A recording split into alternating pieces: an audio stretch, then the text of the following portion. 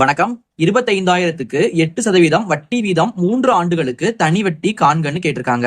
நமக்கு ரொம்ப எளிமையான கேள்வி. நமக்கு தனி வட்டினா நமக்கு தேவையான ஃபார்முலா PNR/100. இதுல நமக்கு Pங்கிறது அசல், Nங்கிறது காலம், Rங்கிறது வட்டி வீதம்.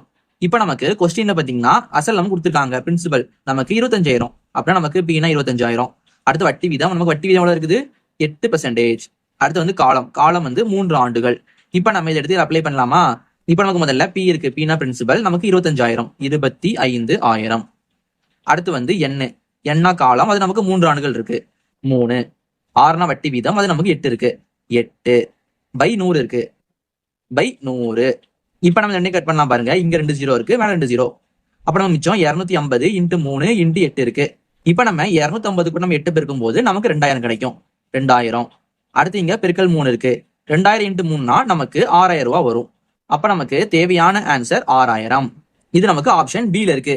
இதே மாதிரி உங்களுக்கு கொடுத்திருக்கேன். இதோட தனி வட்டி என்ன வருது நீங்க கீழே கமெண்ட் பண்ணுங்க.